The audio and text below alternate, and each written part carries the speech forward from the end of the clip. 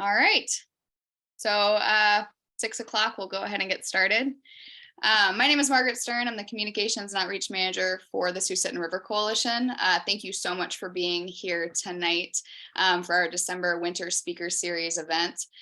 For those of you who have not been to an SRC hosted speaker event before, we're a small grassroots organization based in Talkeetna. We formed in response to the Susitna Hydro project, but since that project was shelved, we've shifted our focus to doing a lot of education and outreach on various projects that have the capacity to alter our watershed and impact the livelihoods of folks in the area. We do a lot of other different projects, but that's kind of what our speaker series is about. Before we get started with the speaker event, I'd like to thank the Jessica Stevens Foundation, the Talkeetna Community Council, and the Chase Community Council. We also have a lot of different individual donors that make our winter speaker event possible. So thank you to all of you that are a part of our community. Tonight, you'll see me on the screen and Melissa Hoyer, who's the Executive Director of the Susitna River Coalition, and Odin, her new son, as well as Steve Perrins II, who you are all here to see. So I'm going to give a quick introduction to Steve, and then I will pass the mic and the screen over to him for his presentation. But Steve Perrins is currently the operations manager of Rainy Pass Lodge, and he and his wife Carly are in the transitional plans to take over the lodge from his parents and continue the legacy of running this incredible historical site. So Steve and Carly also run a summer camp for at-risk and underprivileged youth, and they bring them out to the lodge each summer for 10 days of wilderness experience and personal growth. Steve has also started and run other businesses. He runs a nonprofit, served on boards, and appeared on a non-scripted reality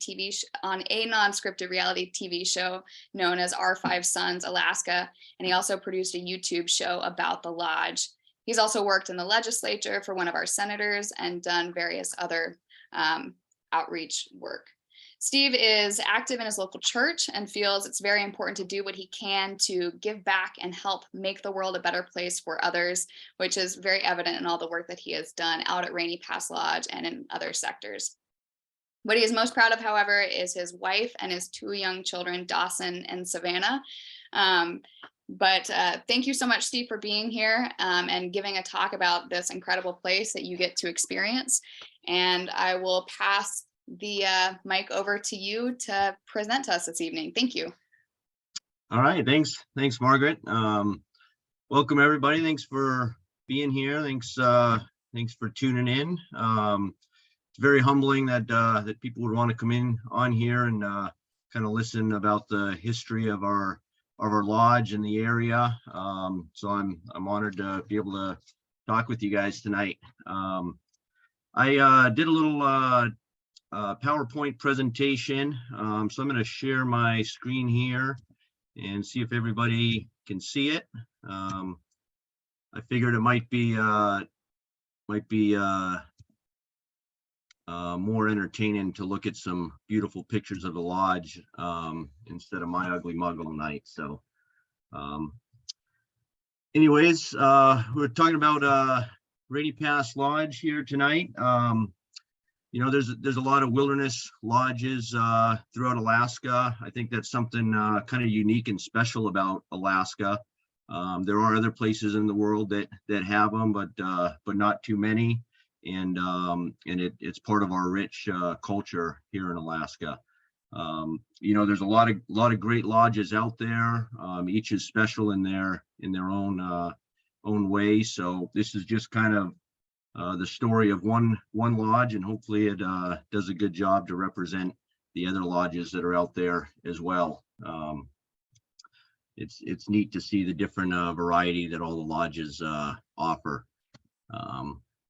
Rainy Pass Lodge is Alaska's oldest hunting and recreation lodge. It was established in 1937, and that was 22 years before statehood. This is an old picture of a lodge out there. The Alaska State Legislature commemorated the lodge as the oldest hunting lodge in Alaska on our 75th anniversary in 2012. There's some neat history on that.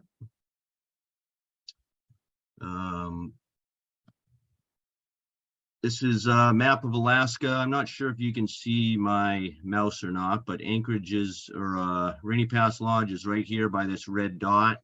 We are located about 125 miles west-northwest of Anchorage. It's west of Denali National Park, about 18 miles south of the actual Rainy Pass that cuts through the Alaska Range. We're over 100 miles from the road system, and the lodge is accessible by airplane or by snow machine in the winter. There's no summer trails or really any other way to get out there.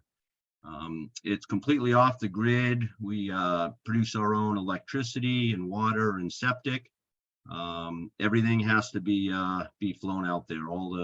Everything you'll find out there, except for the snow machines and the logs, were flown out in an airplane, and that includes the 18 horses we have out here. We flew them out in an airplane, and that's quite a story in itself. Here's few things here. So the actual Rainy Pass is 18 miles from the lodge. It's been listed as one of the deadliest passes in Alaska. A lot of plane wrecks going through there. So the lodge itself is pretty strategically located as kind of a safety hub for people traveling through that part of Alaska. We have a lot of stranded pilots that get stuck at our lodge due to bad weather, and they're always welcome. We never charge stranded pilots. We feed them and house them, give them a warm place to stay, and that's not something special about our lodge. That's just how Alaskans are, and that's how Alaskans are supposed to be. So we've unfortunately dealt with a lot of emergency situations out there. You know, the wilds of Alaska can be harsh. There's been plane wrecks, geologist that was mauled by a bear. We've assisted in search and rescue efforts, helped the Alaska State Troopers and National Guard with some of their missions, rescued hyperthermic racers, lost travelers, and I believe a rescue that the National Guard did at our lodge was the largest in Alaska history. The National Guard airbacked 26 people and 2 dogs in a Black Hawk and Chinook helicopter, including staff and some mining geologists from a 2019 wildfire that happened at the lodge. So there's a picture in the upper left-hand corner of carrying some kids to the helicopter, and then down in the right-hand corner is the fire. The lodge is just to the left of that in the background there. In the center picture is a sign at the highest spot of the Iditarod Trail that's right in the middle of Rainy Pass. And you can see down at the sign, it says Puntilla Lake, 18 miles to the right.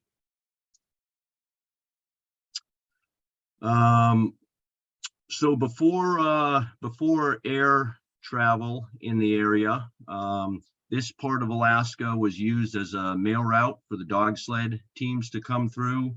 And it was in particular with the diphtheria antitoxin serum run in 1925, where they had a whole relay of dog sleds to get the antitoxin up to all the villages in Western Alaska.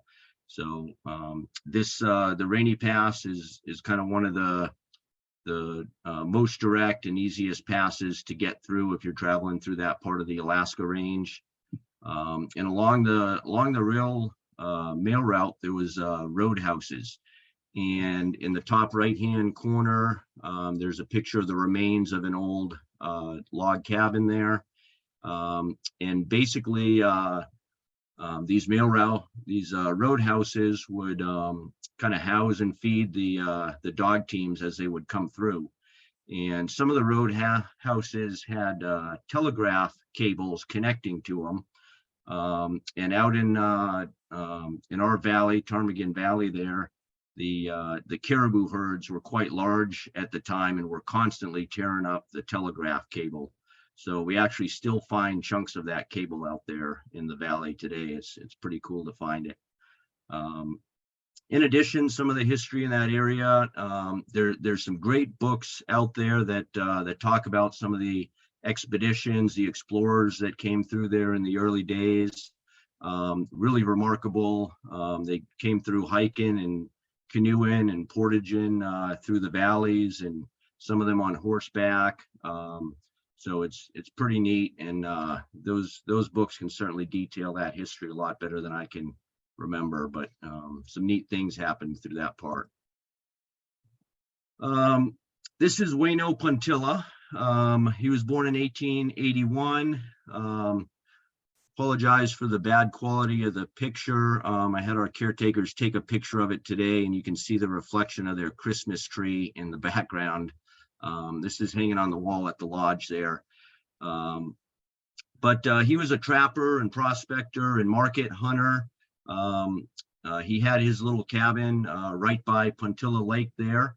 And in 1936, Bud Branham was trapping down at Shirley Lake, about 15 miles south of what's now called Puntilla Lake. And he made his way up to Puntilla Lake, met Waino Puntilla, and bought his trapping area from him and started the hunting lodge in 1937. And he's the one that named the lake after Waino Puntilla, the lake in the mountain out there. Bud Branham actually named most of the mountain peaks and valleys and rivers out there. So here's a picture of Bud Branham. He was a bush pilot. He did air rescues with Don Sheldon throughout the state.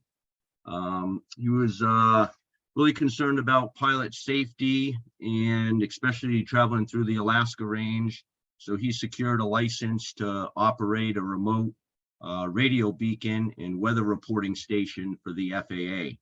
It was first established for Star Airlines, which was a pre-runner to Alaska Airlines. And it became very popular with communicating with all the bush pilots coming through the area. And so now there's been daily weather reports out there continuously since 1937 because of what he started. And now we have a webcam out there, as I'm sure many of you know, so pilots can get online and actually see the weather.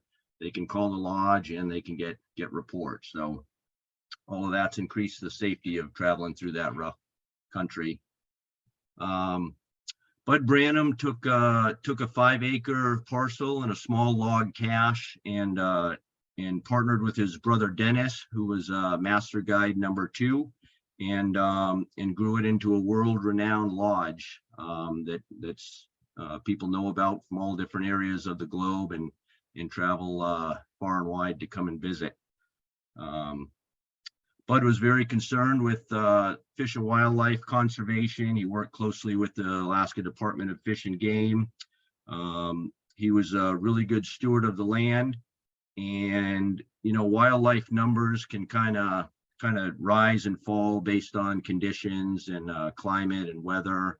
But it's pretty cool to see that some of the game populations out there right now are larger than ever before in recorded history. And that's right alongside a guided hunting operation that's been going on for 85 years. So it's good to see that stewardship and conservation. Bud and his family also started other lodges, Cockinock Lodge down in Iliamna, which Dwight D. Eisenhower visited and signed his name on the logs, and Finger Lake Lodge, which is now Winter Lake Lodge, a premier wilderness lodge destination as well. After 40 years of operating, Bud sold the business to Vern Humble, that owned it until 2003.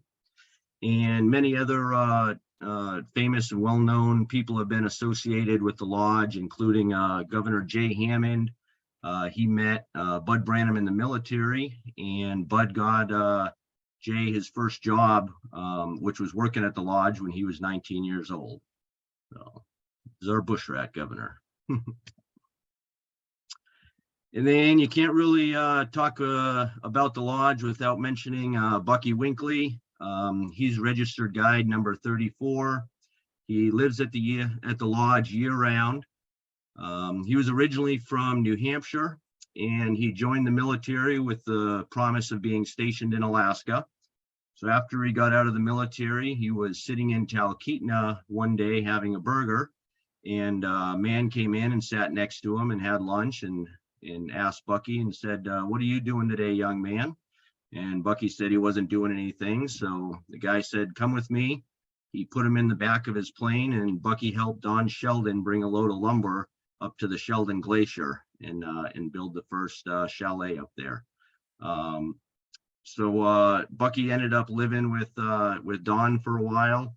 And finally, we kind of figured Don just had enough of him hanging around. And so Don brought him out to Rainy Pass Lodge, introduced him to Bud, and Bucky's been out there ever since. Got there in 1964. During the off season, Bucky would travel back to New Hampshire and put on slideshows of his hunts and adventures in Alaska.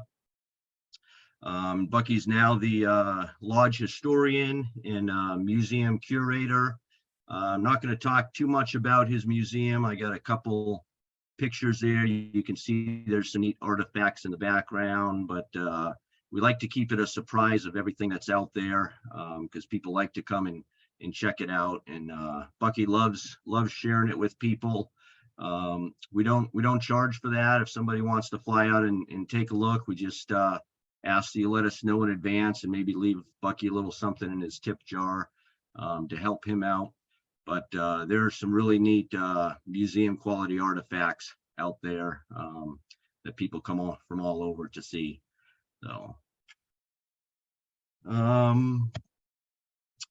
So in 2003, my parents bought the lodge from Vern, and ever since my dad was 6 years old, it was his dream to be an Alaska hunting guide. He got a Field and Stream magazine in the mail with and a big Alaskan bull moose on the cover, and that started his dream. And then when he was in high school, he saw a flyer at one of the hunting clubs that said Bucky Winkley, Alaskan guide, putting on a slideshow. So my dad paid $2, went and watched Bucky's slideshow, asked to take him out to dinner after and talk more about Alaska and guiding.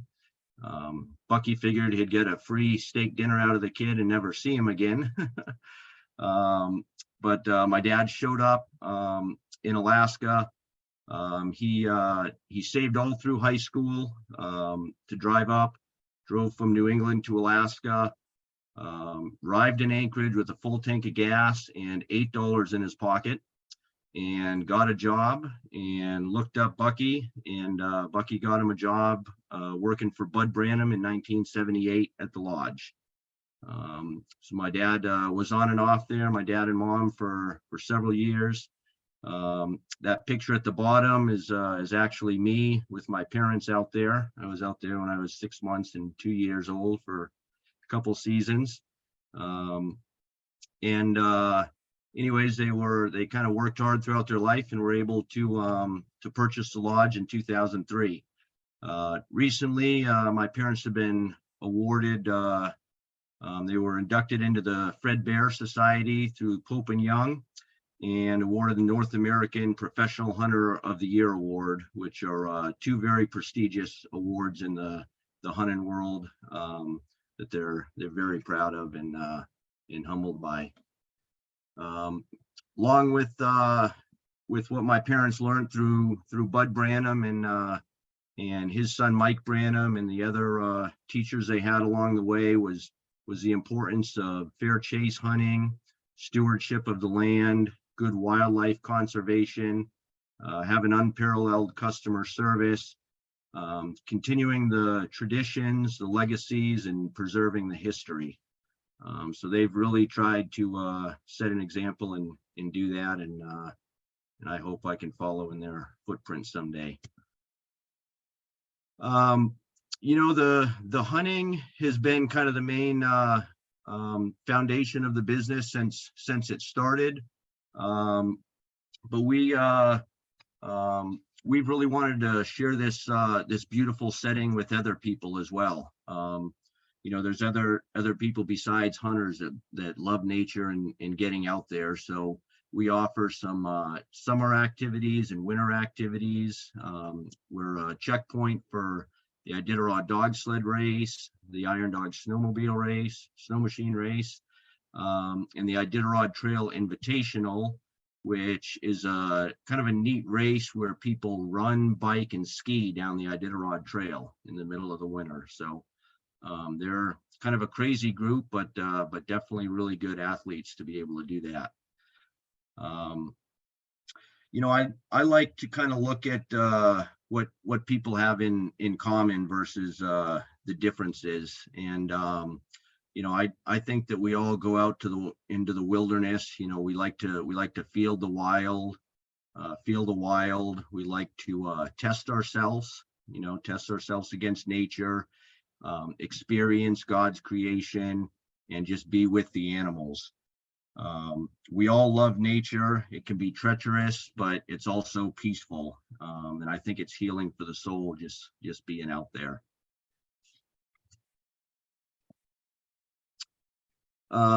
It's important to give back. You know, any business, I think, has a responsibility to do that, share the blessings that you've been given. So one of the things we're really proud of, my wife and I started a camp for at-risk youth. It's called Camp Iron Sights. Guiding Influence is the nonprofit we started to try to fund that. It's a 10-day camp for at-risk youth, and the kids get a wilderness experience and personal growth while they're out there. And the more I get involved with these boys, the more I realize what's really going on. You know, sometimes we're often sheltered by the hurt and pain that's going on in our community, but a lot of these kids are dealing with physical and sexual abuse, depression, suicide, homelessness, substance abuse, neglect. It's really sad to see what's going on out there. And the neat thing about the lodge setting is it gives the kids a chance to kind of disconnect from that world for a little while. They don't have cell phones, they don't have the internet. They get time to think about their life and where they've come and where they want to go. And there's not too many places you can really get away like that. And that's one of the neat things we have here in Alaska is there's a lot of wilderness really close by. So we have a after camp mentorship program as well, where we have a great group of volunteers that help these kids get jobs and driver's licenses and move out of bad living situations. It's been very impactful to the youth, and you know, like I said, being out in nature is just healing for the soul. So it's neat because you know, with this setting, being remote and wild, you know, we're helping to kind of break some of those generational poverty and pain cycles that keep trying to be passed on. And again, I think a huge part of that is just the remoteness and the wilderness. You know, most of these kids grow up in cities and they don't have an opportunity to see those kind of places. So it's for those kind of reasons that I really think that we have to be intentional about how we want to develop Alaska moving forward. You know, Alaska is the last frontier, and that's true. I think that we all live and work and play here because it's remote, it's wild, we love the outdoors. I think Alaskans are a different breed. You know, Alaska is somewhat isolated, and I think that we as Alaskans somewhat like that. In the lower 48, you can't go 27 miles without hitting a road. So I think as we move forward, we need to decide if we want to become like the lower 48. What kind of place do we want to leave our grandkids? The Susitna Valley in particular, as it comes into the Alaska range, I think is a pretty special place. because it's mostly state land. It's mostly open and unrestricted. It borders right up to about 41% of Alaska's population, with Anchorage and Wasilla and Talkeetna and those communities. It's close and it's easily accessible for Alaskans and tourists who want to experience true remote Alaska. I do think it's important to have a strong economy. You know, people have to make a living and provide for their families. But I think it's possible to protect these wild places that we have and still have a strong economy. The Lodge has been doing that in its small setting for the last 85 years. I think Alaska tourism is a great industry and way to do that. You know, we have over 2 million visitors come to Alaska every year. 1 out of 10 jobs are in the tourism industry, producing about $1.4 billion in payroll. And we have $2.2 billion in visitor spending. The neat thing about that is that we're taking outside money and bringing it into the state, versus another business that will recirculate it within the state, or foreign companies that operate here and take the money out of state back home to them. So the tourism market and a lot of the wilderness lodges that support that, I think is great for our state, while preserving the nature that we have here. Latest threat that we have to Alaskans' way of life, in my mind, is ADA's proposed West Sioux Access Road. That would absolutely put our lodge out of business after 85 years in operation. And I think most, if not all, of the other lodges in the valley, in that area. There's at least 25 of them. Yeah, you could switch to another business. We could become a motel or a gas station, but that's not the kind of business that we joined on for. And it's not those kind of businesses that draw 2 million visitors into the state each year. You know, if putting a road in was in the best interest of the state and it meant our lodge going out of business, then so be it. But I really don't think that that's the case here. And I think that if independent financial analysis on this road was ever done, then would see how much value financially the lodges and supplemental operators really bring to our state. Most of the people that live in the area don't want the road. They purchased property off the road system because they wanted to be off the road system. They live and work and play here because it's remote and wild. My wife and I are looking to transition and take over the lodge from my parents. Hopefully try to continue the legacy that they've built upon. But you know, it's a little scary moving forward when things like this come up. You know, you wonder if you've wasted the last 20 years of your life towards something that you love just to lose it. I've got 2 young children, 5 and 7 years old, and you know, I always try to think what kind of world are we leaving our kids and our grandkids. I have really fond memories of the wild places and exploring out in nature, and I really hope that we have some left to leave our future generations. The neat thing for me is kind of with the visitors and people that we bring out here. You know, sometimes being out there today, you know, living in Alaska and seeing the beautiful settings, we can get a little bit take it for granted. But I'm fortunate with the visitors we have. You know, they come out there and they're walking around and they just stop and start staring at the mountains, or they're just awestruck and is mesmerized. And so I'm fortunate I get to kind of relive my first thoughts of the beauty through their eyes. And I get reminded all the time of how beautiful it is out there and vast. And whether you're at the top of a mountain looking at mountaintops and 40 miles in every direction, or moose, cow, and calf walks out into the lake, or whatever it is. It's like around every corner is another postcard picture, and people that in Alaska know that, and but I think it's good to remember it too. So I guess that's all I have for you guys here tonight. Hopefully it was entertaining and shared some good info about the lodge history, and I guess if anybody has questions, I'll be happy to try to answer them.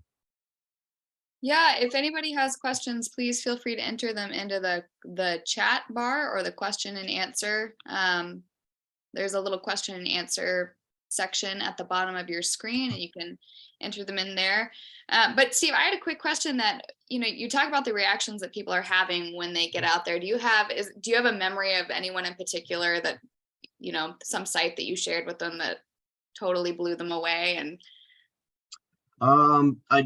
I definitely remember a few situations where, we're traveling somewhere or walking or hiking, and I look back, and, I'm kind of leading them down the trail, and I stop, and they're just stopped staring in another direction. I'm like, what's wrong? Is everything okay? And they can't believe what they're looking at in the scenery. And it's just things like that, or we see moose all the time here, and especially even in Anchorage, and like a moose will come out on the lake, and they're like running as fast as they can to grab their camera, and it's like, it's just a moose, but it's not like, we take that for granted.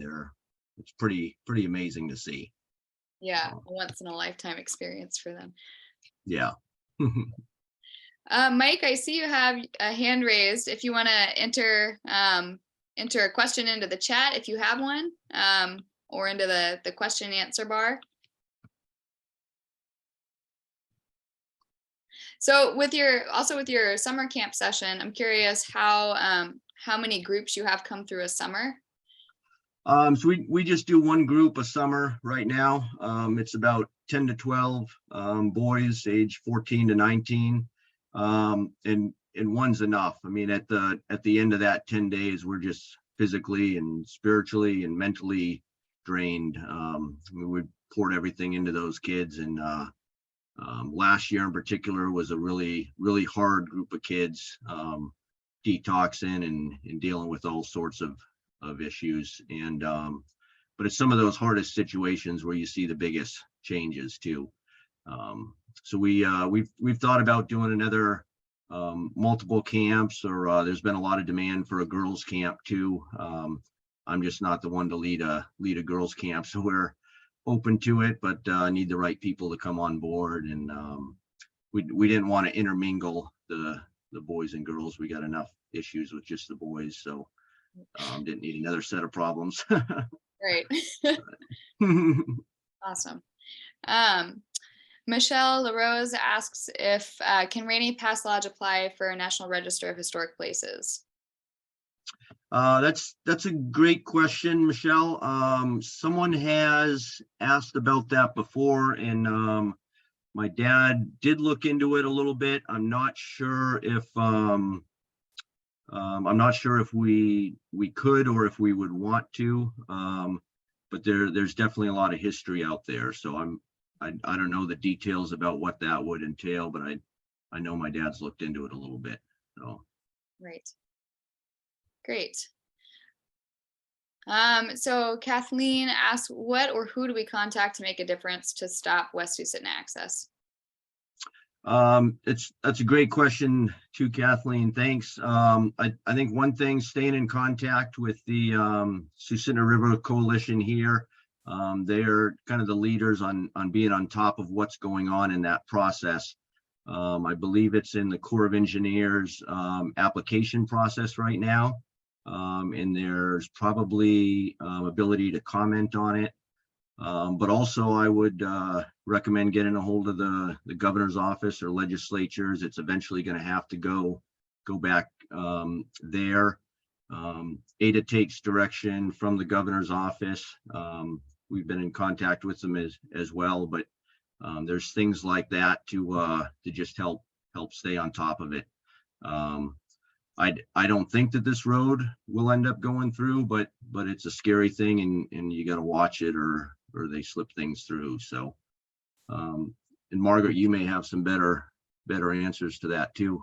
Yeah, I think at this point, we are monitoring the project extremely closely. And one thing that you can do is get on our email list. We send out updates whenever there's an opportunity to say something or get involved and provide up-to-date information on everything that's going on with the project. But so please, I drop my email in the chat, or I will also drop a link to our email sign up, and that's probably the best way because we're constantly monitoring this and involved with a bunch of other great groups that are also monitoring this proposed project. We have another person that asks how you think the road will kill your business or change it. Yeah, thanks. That's a really good question. I didn't really go into that. So so for our businesses, well, for our lodge and some of the other wilderness lodges, you know, whether it's hunting or just the wilderness activities, our guests are coming out there to experience remote Alaska. So if there's a road out there and people can drive there and a lot of traffic, then we're not selling the same thing. There's one wilderness lodge in particular that the road's basically going to go through their front yard, and when they have people that are spending that kind of money and want to come out and be in real nature off the road system, then that's not what they have there. In particular, from the hunting aspect, you know, our lodge is primarily a hunting lodge, and whenever you have something on the road system, there's a lot more hunting pressure, and ultimately that'll end up going to a drawing and restrict the guests and hunters that we bring out there. And we've had other operations or tried to on drawing areas, and you can't run a business like that when you don't know if you're going to get no hunters that year or 1 or 4. You can't really run a business like that. So ultimately the hunting would end up going on a drawing and be very restricted, like it is in many other road system areas. So that would put us directly out of business. So like I said, we could switch to a motel or a gas station, but that's not what we want to do. So would end up closing up. Mike Mason says, thanks for telling the great history of Rainy Pass Lodge, and thank you for all that you're doing to work with the West Susitna Access. We're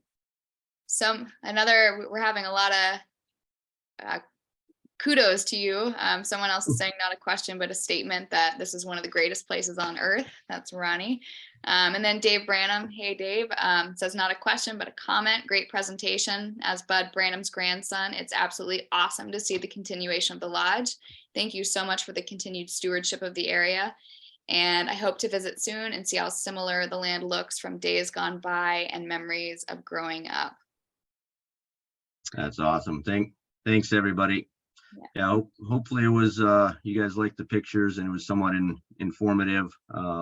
We had Mike Branham came out to the lodge this last year. I think he's in his 80s now. He's the son of Bud Branham, and it was really cool for us to kind of share that with him and have him see it after all those years. Awesome. Michelle, who also asked about the National Register of Historical Places, says that it would be a great option to help protect the environment around the lodge. So I appreciate that, Michelle. I'll have to look into that. I know my dad did, and I don't know all the details, so I appreciate you bringing that up, and I'll check that out. Yeah, another question for you. Do you notice, are you getting what's the interest like just to come experience this place now? You know, not just the hunting, but how has that kind of shifted over the years? Yeah, that's a huge huge area of interest, and it's a newer market for us. So like it's a different market than our hunters. So like we haven't fully tapped into that market yet, but it's growing, and other wilderness lodges have done fantastic with that and are booked up years in advance. So when it's done right, I think there's an endless amount of people that want to come and experience real, true remote Alaska like that. And then other questions about your horses. Are you flying in feed? Are they free ranging out there? Yeah, so we do a combination. So we fly in grain pellets. It costs about $11 a bag for 50-pound bag. And then it's another, like, I think $55 a bag to fly it out there. We go through 4 bags a day. The horses are free range, but in the winter and most of the year, they're coming in every day. So we tie them up and feed them for about an hour, then let them go. We're getting mainly Norwegian fjords now, which just thrive in these conditions. So our vet tells us to feed them half rations because they just keep putting on the weight, and they're awesome. In the winter, their hair grows out really long, and I should have included some more pictures there, but it's cool to see that herd of horses out there. I think they got a good life because they get plenty of exercise. They get to roam. They're not stuck in a little corral somewhere, and so yeah, they're neat. And flying them out there is one of the scariest, most dangerous things we do. Yeah, for sure. We have some more comments over here that Eric says, thanks for your stewardship, Steve, and he hopes to see the lodge someday, which brings up another great question. If folks do want to come visit, what's the best way to do that? Can people drop in or, come stay? Yep. Yeah, we do some drop-in stuff. It's always best if you can call ahead of time. Just let us know you're coming. Make sure it doesn't conflict with other activities or that we're out there. But June and July or February and March are some of the months that are the best to come out. And we'll give you a tour of the place and show you Bucky's Museum and that kind of stuff. So we love sharing that. Whether you just want to stop in and see the place or buy lunch or stay the night, we do different options depending on the time of year and what's going on. So great. Someone wants to know how they can find books about the lodge. Is there any place where they can find more information? Yeah, so Bud Branham's book is called Sourdough in Swahili. That has some great history and talks about his life in the lodge, and him as a guide in Africa as well. And there's 2 other books, and I should have looked them up. There's one of them, I think, In the Shadow of Mount McKinley, or something like that. I apologize, you guys. I should have looked up what those books are. If you want to send me a message after, I can get the names for you. You can either email me or send us a message on our Facebook. Great. So, yeah. Cool. Matt Tanaka says, I've ridden my bike on the Iditarod Trail Invitational the past 4 years and stayed at your lodge. Thank you for your hospitality. Also, I've lived here since 1958 and your area is an Alaskan gem. Regarding the road, sections of the road have been built. 4 years ago, I rode the trail and there was nothing since then from Shell Lake to most of the way to Puntilla Lake. The road has been built and has obliterated parts of the Iditarod Trail. I believe that might be the ice road that currently goes out there in winter. The proposed project would be going from Port McKenzie and then going out that way. I don't know if you know differently, Steve. Yeah, that's what I would guess he's talking about too, is the ice road. The mining companies have put that in and bulldozed parts of the trail up the steps, and it's definitely easier travel, but it's changing the landscape. So. Yeah, so even bigger changes would be afoot with the 100+ mile West Susitna Access. Yeah. And Ryan Branham asked, do you have any future expansion plans for the lodge, and are you going to do any more development there? We've been kind of just fixing up old cabins mainly. We built a few other cabins on the main property. There's 5 acres of private property there. So we've got The Hunter's Lodge was built in 1973, and the bottom logs there are all rotting. So we're going to have to jack that off the ground and replace the rotten logs, put a new floor in. Bucky's cabin, we started doing that too as well. We're mainly kind of restoring and fixing up the old cabins that are on the property. We've got about 9 out camps that the Branhams originally had, and those we've been building into log cabins from wall tents. So we built a new log cabin on one of those last year, and someday we may do a nicer, more modern lodge on the main property there, but we really got to get those old cabins secured and fixed up first, so we don't lose that history. The oldest one there was built in 1937. So it's cool to have those old cabins and logs there. Yeah, I'm sure preserving those is a full-time job. Yeah, yep. Think about taking care of one house. There's about 12 houses out there to take care of. Yeah, and all the logistics of getting the stuff out there to do it. Exactly. Roy says, could you talk a little about the Iditarod and Iron Dog racers that come through? Yeah, absolutely. The Iditarod is a great time. You know, we'll have 75 or 80 dog teams that come through there.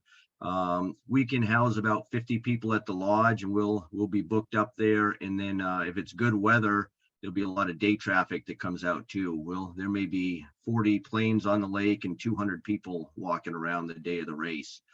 News crews come out.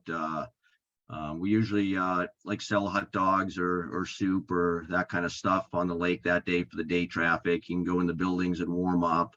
It's pretty cool.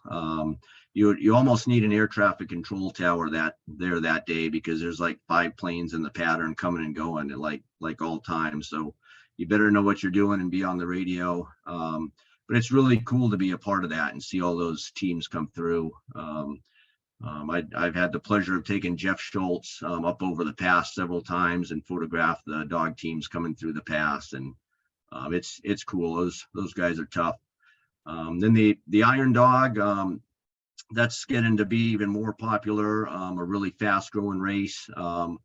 Those guys, you think you just sit on a snow machine and just sit there, but those guys are true athletes, and to travel through those kind of conditions, that's a 2,000-mile race. They average about 66 miles an hour through that entire time.